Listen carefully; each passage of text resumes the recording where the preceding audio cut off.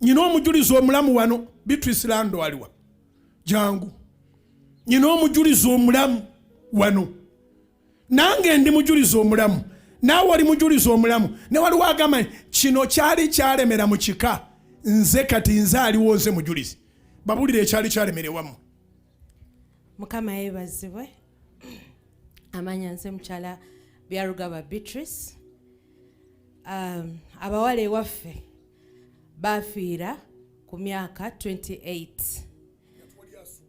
Teri asukawo n'omwala omulala alivinga abaliwo embaale mukimanyi oyo sister waffe oyo naye ng'olaba obwongo bwakola ki bulinga obwagenda so ffe twali tubeera mbaale bawala baana bikooli abaali embaale abamu musabira wano nze Lando muwala wa nabikooli era abantu abasinga bamanyi nti family eyo yasaanyaawo naye nze yes, it got lost so nze survivor wa family eyo and I made 43 in March.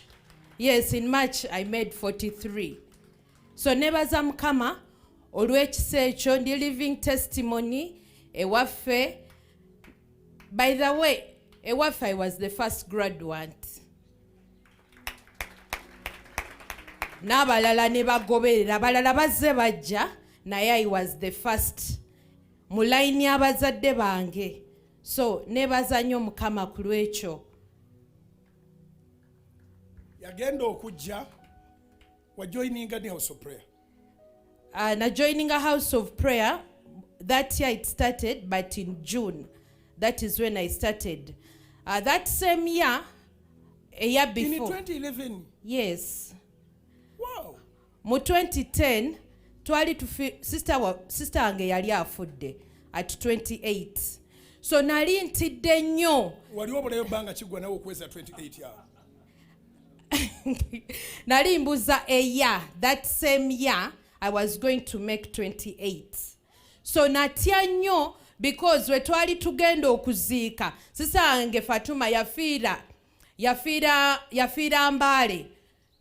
So miseera ebyo twajjira mu moto naku zino waliwo funeral services naye twajjira mu truck emabega ng'omulambo guli mu truck emabega naye nga tutudde. So mu kutuula omwo bwentegeerera nti Beatrice wandituzaalidde kubanga naawe ogenda kufa kino ekibalondoola mujja kufa okitegeera mujja kuggwaawo. So nempulira okutya nzijjukira mu kaseera ako we yafiiraawo nentandika okutya, in fact nali seebaka.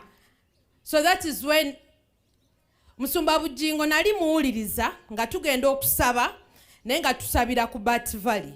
So every overnight yabeerangawo nga ngendayo ng'akutula ebyo ebintu you know that yali nga tatukiriza kwebaka nga tugenze mwezi overnight. So mwentegeera nti maybe na family we have a problem. So nensigala nga mbeera ku ekyo nga nsaba. So ono bwe yafa nentegeerera ddala because my sisters died in a mysterious way. Era abantu b'embaale abamanyi family ya nabikooli bayinza okugamba nti eyo family naffe tetugitegeera what happened to it. You people, you've never known being too rich ne mugenda to zero to being exactly poor. That is what happened to us. So joining nga ndi mukutya nnyo. As a matter of fact, nze when nali mpeza that year 28 nafuna accident. That same, I think in that same week, nafuna accident. So when nkube wakangamba bane mbadde mfunye nali ntambule mukono awo.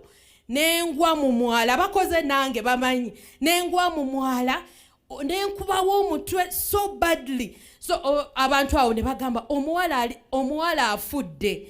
Nengamba nedda sifudde. Tuwali kufa. Yes, nengamba sifudde. So but then I had joined this church because my sister died in December that year. Era Musumba ogenda okubeera ne service eyo that Super Saturday. twalimu eyo service eya Super Saturday.